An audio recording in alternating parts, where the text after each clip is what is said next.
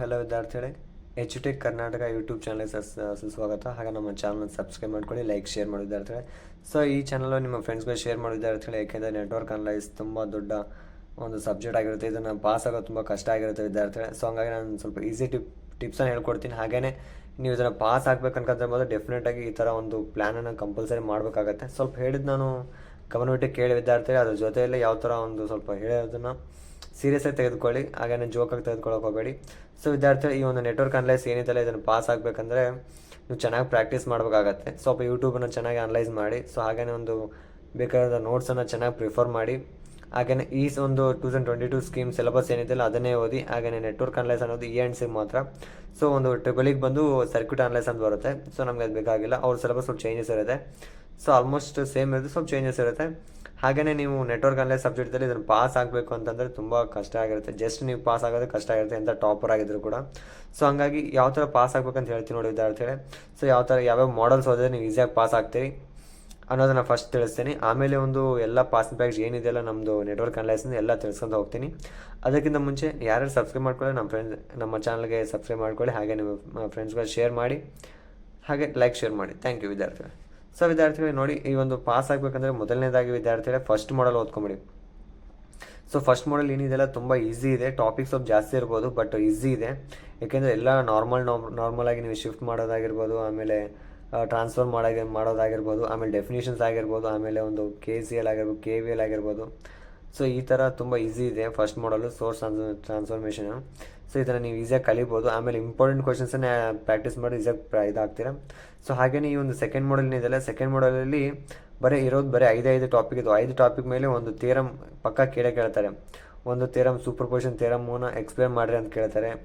ಆಮೇಲೆ ಒಂದು ಮಿಲಿಮನ್ಸ್ ಆಗಿರ್ಬೋದು, ಥೆವೆನಿನ್ ಆಗಿರ್ಬೋದು, ಆಮೇಲೆ ಇನ್ನೂ ಒಂದು ನೋರ್ಟನ್ಸ್ ಥಿಯರಮ್ ಆಗಿರ್ಬೋದು. ಈ ಥರ ಒಂದು ಥಿಯರಮ್ನ ಒಂದು ಪಕ್ಕ ಕೇಳ್ತಾರೆ. ಅದನ್ನು ಕೇಳಿ ಅದ್ರ ಜೊತೆಯಲ್ಲಿ ಒಂದು ಪ್ರಾಬ್ಲಮ್ ಇಟ್ಟು ಕೇಳ್ತಾರೆ. ಇದರಲ್ಲಿ ಬಂದು ನಿಮ್ಗೆ ಆಲ್ಮೋಸ್ಟು 10 ಮಾರ್ಕ್ಸು ಅಥವಾ ಒಂದು 7 ಮಾರ್ಕ್ಸು ಅಥವಾ 8 ಮಾರ್ಕ್ಸ್ ಥರ ಕೇಳೋದು ಜಾಸ್ತಿ. ಯಾಕೆಂದರೆ ಆಲ್ಮೋಸ್ಟ್ ಥೆವೆನಿನ್ ಥಿಯರಮ್ ಎಕ್ಸ್ಪ್ಲೇನ್ ಅಂತ ಮಾಡಿದಾಗ 8 ಮಾರ್ಕ್ಸು ಅಥವಾ 7 ಮಾರ್ಕ್ಸ್ ಕೇಳ್ತಾರೆ. ಒಂದು ಪ್ರಾಬ್ಲಮ್ ಏನಾದರೂ ಕೇಳಿದ್ರೆ ಒಂದು 10 ಮಾರ್ಕ್ಸ್ ಆ ಥರ ಕೇಳೋ ಚಾನ್ಸಸ್ ಜಾಸ್ತಿ ಇದೆ.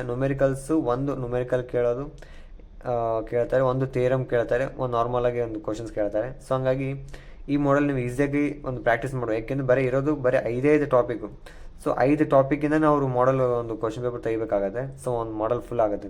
ಇಲ್ಲಿ ನೀವು ಕರೆಕ್ಟಾಗಿ ಒಂದು ಪ್ರಾಕ್ಟೀಸ್ ಮಾಡಿದ್ರೆ 20 ಮಾರ್ಕ್ಸ್ ಇಲ್ಲೇ ನೀವು ಸ್ಕೋರ್ ಮಾಡ್ಕೋಬೋದು. ಇಲ್ಲಿ 20 ಮಾರ್ಕ್ಸ್ ಮಾಡ್ಕೊಂಡ್ರು ಕೂಡ ಇಲ್ಲಿ ಒಂದು 5-6 ಮಾರ್ಕ್ಸ್ ಈಸಿಯಾಗಿ ಇದಿರುತ್ತೆ, ಎಲ್ಲರೂ ಬರಿಬೋದು. ಯಾಕೆಂದರೆ ಡೆಫಿನೇಷನ್ಸ್ ಕೇಳ್ತಾರೆ. ಹಂಗಾಗಿ ಇದನ್ನು ಇಲ್ಲಿ ಈಸಿ ಮಾಡ್ಕೋಬೋದು. ಆಮೇಲೆ ಒಂದು ಸೋರ್ಸ್ ಟ್ರಾನ್ಸ್ಫಾರ್ಮೇಷನ್ ಕೇಳ್ತಾರೆ. ಅಲ್ಲಿ ಒಂದು 7 ಮಾರ್ಕ್ಸ್ ಸಿಗುತ್ತೆ. ಅದ್ರ ಜೊತೆಯಲ್ಲೇ ಒಂದು ಪ್ರಾಬ್ಲಮ್ ಕೊಡ್ತಾರೆ. ಪ್ರಾಬ್ಲಮ್ ಸ್ವಲ್ಪ ಟಫ್ ಇರುತ್ತೆ. ಒಂದು 3 ಮಾರ್ಕ್ಸ್ ತೊಗೋಬೋದು. 3 + 1 10 ಆಗುತ್ತೆ. ಇಲ್ಲೊಂದು 15 ಮಾರ್ಕ್ಸ್, ಇಲ್ಲೊಂದು 15, ಇಲ್ಲೊಂದು 25 ಮಾರ್ಕ್ಸ್ 35 ಮಾರ್ಕ್ಸ್ ಇಲ್ಲೇ ತೊಗೋಬೋದು ನೀವು. ಆಮೇಲೆ ಫಿಫ್ತ್ ಮಾಡಲ್ ಏನಿದೆಯಲ್ಲ, ಫಿಫ್ತ್ ಮಾಡಲಿಂದ ಒಂದು ಕ್ವಶನ್ಸ್ ಪಕ್ಕ ಕೇಳ್ತಾರೆ. ಇದರಲ್ಲಿ ಪ್ಯಾರಾಮೀಟರ್ಸ್ ಅಂತ ಬರ್ತಾರೆ. ಪ್ಯಾರಾಮೀಟರ್ಸ್ ಅಂದರೆ X ಬರುತ್ತೆ, Y ಬರುತ್ತೆ, ಮತ್ತು Z ಬರುತ್ತೆ, ಒಂದು H ಅಂತ ಬರುತ್ತೆ. ಈ ಥರ ಒಂದು ಪ್ಯಾರಾಮೀಟರ್ಸ್ನ ಯೂಸ್ ಮಾಡಿಕೊಂಡು ಮಾಡೋವಂಥ ಒಂದು ಕ್ವಶನ್ಸ್ ಕೇಳ್ತಾರೆ. ಅದನ್ನು ಪಕ್ಕ ಕೇಳ್ತಾರೆ, ಯಾವ ಒಂದು ಕ್ವಶನ್ಸ್ ಕೇಳ್ತಾರೆ. ಇದ್ಮೇಲೆ ಒಂದು ನ್ಯೂಮೆರಿಕಲ್ಸ್ಗಳ ಕೇಳ್ತಾರೆ. ಹಾಗಾಗಿ ನೀವು ಈಸಿಯಾಗಿ ಒಂದು ಫಿಫ್ತ್ ಮಾಡಲಿಂದ ಒಂದು 15 ಮಾರ್ಕ್ಸ್ ಈಸಿಯಾಗಿ ಕವರ್ ಮಾಡ್ಕೋಬೋದು. ಹಾಗೆಯೇ ಫೋರ್ತ್ ಮಾಡಲಿಂದ ಕೂಡ ನೀವು ಈಸಿಯಾಗಿ ಕವರ್ ಮಾಡ್ಕೋಬೋದು. ಇದರಲ್ಲಿ ಇಂಪಾರ್ಟೆಂಟ್ ಕ್ವಶನ್ಸ್ ಅಂತ ಬರ್ತವೆ. ಸೇಮ್ ಮೆಥಡ್ ಸೇಮ್ ಇರುತ್ತೆ, ಬಟ್ ಕೊಡುವಂಥ ವ್ಯಾಲ್ಯೂಸ್ ಏನಿರ್ತಾವಲ್ಲ ಚೇಂಜಸ್ ಇರ್ತವೆ. ಹಂಗಾಗಿ ಇಲ್ಲಿ ಕೂಡ ನೀವು ಈಸಿಯಾಗಿ ಸ್ಕೋರ್ ಮಾಡ್ಕೋಬೋದು. ಹಂಗಾಗಿ ಫೋರ್ತ್ ಮಾಡಲ್ ತುಂಬ ಈಸಿ ಇರುತ್ತೆ. ಥರ್ಡ್ ಮಾಡಲ್ ಸ್ವಲ್ಪ ಕಷ್ಟ ಇರುತ್ತೆ. ಇದನ್ನು ಸ್ವಲ್ಪ ನೀವು ಇಷ್ಟ ಇದ್ದರೆ ಕಲಿಬೋದು. ನೀವು ಜಸ್ಟ್ ಪಾಸ್ ಆಗಬೇಕಂದ್ರೆ ಫೋರ್ತ್ ಮಾಡಲ್ ಚೆನ್ನಾಗಿ ಇದು ಮಾಡಿದ್ರೆ ಸಾಕು. ಪಾಸ್ ಆಗಬೇಕಂದ್ರೆ ಕೂಡ ವಿದ್ಯಾರ್ಥಿಗಳು ನಿಮ್ಮದು ಇದು 4 ಮಾಡಲ್ಸನ್ನು ಕಂಪ್ಲೀಟ್ ಆಗಿದ ತಕ್ಷಣ ನಿಮ್ಗೆ ಎಷ್ಟಾದರೆ ಅಷ್ಟು ಇದರ ಬಗ್ಗೆ ಸ್ವಲ್ಪ ಅನಲೈಸ್ ಮಾಡಿ. ಥರ್ಡ್ ಮಾಡಲ್ ಏನೇನಿದೆ, ಸಬ್ಜೆಕ್ಟ್ಸ್ ಏನಿದ್ದಾವೆ, ಯಾವ ಥರ ಮಾಡಬೇಕು, ಕ್ವಶನ್ಸ್ ಯಾವ ಥರ ಕೊಟ್ಟರೆ ನಾವು ಯಾವ ಥರ ಸ್ವಲ್ಪ ಸಾಲ್ವ್ ಮಾಡ್ಬೇಕು. ಒಂದು ಹಾಫ್ ಸಾಲ್ವ್ ಮಾಡಿದ್ರೆ ನಿಮ್ಗೆ ಮಾರ್ಕ್ಸ್ ಸಿಗುತ್ತೆ, ಯಾವುದೇ ಕ್ವಶನ್ಸ್ ಮಾತ್ರ. ವಿದ್ಯಾರ್ಥಿಗಳೇ, ನೆಟ್ವರ್ಕ್ ಅನಲೈಸಲ್ಲಿ ಮಾತ್ರ ನೀವು ಪಾಸ್ ಆಗಬೇಕಂದ್ರೆ ಕಂಪಲ್ಸರಿಯಾಗಿ ಯಾವುದೇ ಕ್ವಶನ್ಸ್ನ ಬಿಡಕ್ಕೆ ಹೋಗಬಾರ್ದು. ಪ್ರತಿಯೊಂದು ಕ್ವಶನ್ಸು ನಿಮ್ಗೆ ಏನು ಬಂದರೆ ಅದನ್ನೇ ಅಟೆಂಡ್ ಮಾಡಿ. ಯಾವ ಥರ ನಿಮ್ಗೆ ಬಿಡ್ಸೋಕ್ಕಾಗೋ ಪ್ರಾಬ್ಲಮ್ ಸಾಲ್ವಿಂಗ್ ಮಾಡ್ತಿರಲ್ಲ ಅದೇ ಥರ ಸಾಲ್ವ್ ಮಾಡಿ. ಕ್ವಶನ್ಸ್ ಮಾತ್ರ ಯಾವುದೇ ಕಾರಣಕ್ಕೂ ನಾರ್ಮಲಾಗಿ ಬಿಟ್ಟು ಬರೋಕ್ಕೆ ಹೋಗ್ಬೇಡ್ರಿ ನೆಟ್ವರ್ಕ್ ಅನಲೈಸಲ್ಲಿ ಮಾತ್ರ. ಓಕೆನಾ? ಕ್ವಶನ್ಸ್ ಮಾತ್ರ ಬಿಡಕ್ಕೆ ಹೋಗ್ಬಿಟ್ಟು ನೀವು ಯಾವ್ದಾದ್ರು ಸಾಲ್ವ್ ಬರ್ತದೆ ಅದನ್ನು ಸಾಲ್ವ್ ಮಾಡಿ. ಆಮೇಲೆ ಫಾರ್ಮುಲಾಸ್ ನಿಮ್ಗೆ ಏನಾಗುತ್ತೆ ಫಾರ್ಮುಲಾಸ್ ಅಪ್ಲೈ ಮಾಡಿ. ಆಮೇಲೆ ಕ್ಯಾಲ್ಕುಲೇಷನ್ ಕೂಡ ಕರೆಕ್ಟಾಗಿ ಮಾಡಿ. ಒಂದು ಕ್ಯಾಲ್ಸಿ ತೆಗೆದುಕೊಂಡೋಗಿ ಕ್ಯಾಲ್ಸಿಯಲ್ಲಿ ನಿಮ್ಗೆ ಏನೇನು ಫಾರ್ಮುಲಾಸ್ಗೆ ಐಡಿಯಾ ಇದೆ ಅದನ್ನೆಲ್ಲ ಅಪ್ಲೈ ಮಾಡಿ ನೀವು ಅದನ್ನು ಫಾರ್ಮುಲಾಸ್ ಮಾಡಿ ಪಕ್ಕ ಪಾಸ್ ಆಗ್ತೀರಾ. ಆಮೇಲೆ ಯಾವುದೇ ಕ್ವಶನ್ಸ್ ಮಾತ್ರ ಬಿಡಕ್ಕೆ ಹೋಗಬೇಡಿ, ಎಲ್ಲನೂ ಬರೀರಿ, ಸ್ವಲ್ಪ ಜಾಸ್ತಿನೇ ಬರೀರಿ. ಸೊ ಹಾಗೆಯೇ ವಿದ್ಯಾರ್ಥಿಗಳು ಈ ಒಂದು ಎಲ್ಲ ಮಾಡಲ್ಸಿಂದ ನಾವು ಇಂಪಾರ್ಟೆಂಟ್ ಕ್ವಶನ್ಸ್ ಹೇಳ್ಕೊಂತ ಹೋಗೋಣ. ಸೊ ಈ ಕ್ವಶನ್ಸ್ ತುಂಬ ಇಂಪಾರ್ಟೆಂಟ್, ಸ್ವಲ್ಪ ಇದಕ್ಕಿಂತ ಜಾಸ್ತಿನೂ ಬೇಕಾದರೆ ನೀವು ಮಾಡಲ್ ಕ್ವಶನ್ ಪೇಪರ್ ಟ್ರೈ ಮಾಡಬೇಕಾಗುತ್ತೆ.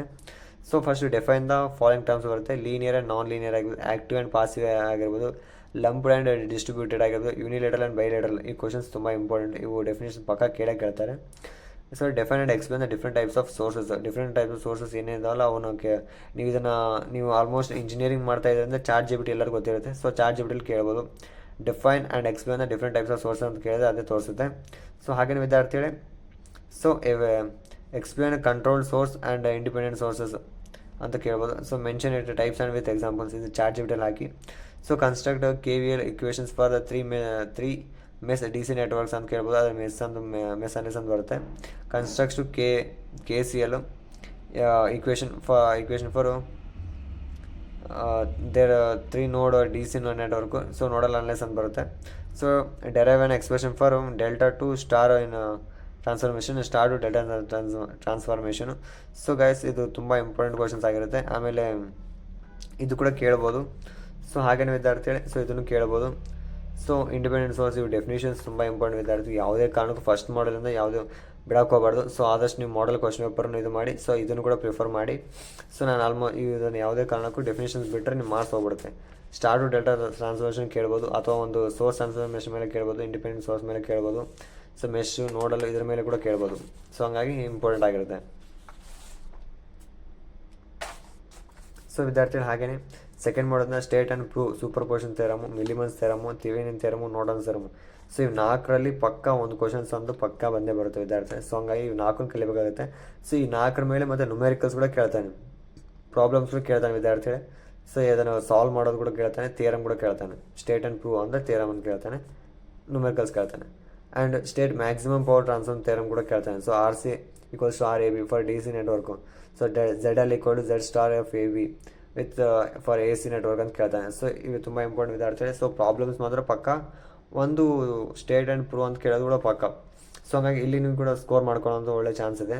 ಸೊ ಸ್ಕೋರ್ ಅಲ್ಲ, ಪಾಸಿಂಗ್ ಆಗೋ ಚಾನ್ಸ್ ಇದೆ.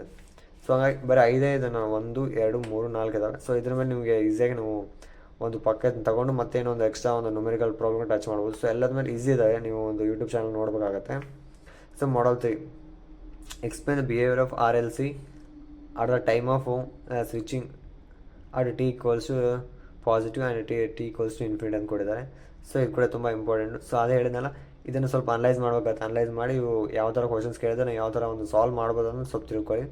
So for the circuit shown switch K is changed from position 1 to 2 at t equals 0, find the value of I, di divided by dt d square I divided by dt square at t equals to positive. So ಈ ಥರ questions ಕೇಳ್ತದೆ. ಅದನ್ನು solve ಯಾವ ಥರ ಮಾಡ್ಬೇಕಂತ ಸ್ವಲ್ಪ ಮೆಥಡನ್ನು ತಿಳ್ಕೊಂಡೋಗಿ ಈಸಿಯಾಗಿ solve ಮಾಡ್ಬೋದು. ಸೊ ಆಲ್ಮೋಸ್ಟ್ ಈಸಿ ಇದೆ ವಿದ್ಯಾರ್ಥಿ, ಬಟ್ ತುಂಬ ಪ್ರಾಕ್ಟೀಸ್ ಮಾಡಬೇಕಾಗತ್ತೆ. ಸೊ ಹಾಗೆಯೇ ವಿದ್ಯಾರ್ಥಿ ಮಾಡಲ್ 3 in the network shown K is opened at t equals to 0, find the V and dx by dt and d square V divided by dt square at t equals to positive. So 0 positive. So ಈ ಥರ questions ಕೇಳ್ತಾರೆ. So ಇದನ್ನು solve ಮಾಡ್ಕೊಂಡು ಹೋಗ್ಬೇಕು. Method ಸಣ್ಣದಿರುತ್ತೆ ವಿದ್ಯಾರ್ಥಿ, so practice ಮಾಡೋಗುತ್ತೆ. For the circuit shown find I of 0 positive plus V of positive I equals to di by dt differentiation of 0 plus and dv divided by dt of 0 plus. So ಈ ಥರ 3 questions ಹೇಳ್ತಾರೆ. So ಒಂದೇ diagram ಇರುತ್ತೆ. So ಇದರಲ್ಲಿ ನಾವು analyse ಮಾಡಿ ಇದನ್ನು problem solve ಮಾಡಬೇಕಾಗುತ್ತೆ ವಿದ್ಯಾರ್ಥಿ. ಸೊ ಇಂಪಾರ್ಟೆಂಟ್ ಕಾಯಿನ್ಸ್ third ಮಾಡಲಲ್ಲಿ.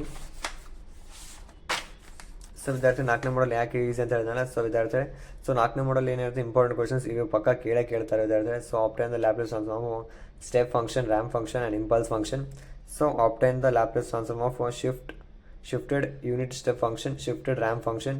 Find the Laplace transform of the periodic signal of x of t as shown in the figure. So ಈ ಥರ ಫಿಗರ್ ಕೇಳಿ ಪ್ರಾಬ್ಲಮ್ ಸಾಲ್ವ್ ಮಾಡ್ತಾರೆ. ಸೊ ಇವೆಲ್ಲ important and definite questions guys. So ಇವೆಲ್ಲ ಪಕ್ಕ ನೀವು ಕೈಲೇಬೇಕಾಗುತ್ತೆ. State and prove initial theorem and final value theorem. ಇದು ಇಂಪಾರ್ಟೆಂಟ್ ಗೈಸ್, ಇದು ತುಂಬ ಅಂದರೆ ತುಂಬ ಇಂಪಾರ್ಟೆಂಟ್. ಇವು ಮತ್ತೆ ರಿಪೀಟೆಡ್ ಆಗಿರುವಂಥ ಕ್ವಶನ್ಸ್ ಇವು. Find the Laplace of the non sinusoidal periodic wave form. So ಇದನ್ನು ಪಕ್ಕ ಕ್ವಶನ್ಸ್ ಗೈಸ್. ನಾನು ಏನು ಕೊಟ್ಟಿದ್ದಲ್ಲಿ ನೀವು ಪಕ್ಕ ಕೇಳುವಂಥದ್ದು. ಸೊ ಯಾವುದೇ ಕಾರಣಕ್ಕೂ ಮಿಸ್ ಮಾಡೋಕ್ಕೋಗಬೇಡಿ. ಸೊ ಹಾಗೆ 5th ಮಾಡಲ್ ಬಂದರೆ ಕ್ಯೂ ಫ್ಯಾಕ್ಟರ್ ಅಂತ ಏನು ಕೇಳ್ತಾರೆ, ಕ್ಯೂ ಫ್ಯಾಕ್ಟರ್ ಅಂತ ಏನಂತ ಕೇಳ್ತಾರೆ, ಡಿಫೈನ್ ಅಂತ ಕೇಳ್ತಾರೆ. And resonative frequency, selectivity, of range frequencies, bandwidth. So ಈ ಥರ ಕೇಳ್ತಾರೆ. So prove the F0 root of F1, F2 ಅಂತ ಕೇಳ್ತಾರೆ. ಅಥವಾ resonance frequency is a geometry mean of the of frequency ಅಂತ ಕೇಳ್ಬೋದು. ಹಾಗೆಯೇ prove that the bandwidth of F2 minus F1 equals to R/2πL ಅಂತ ಕೇಳ್ಬೋದು.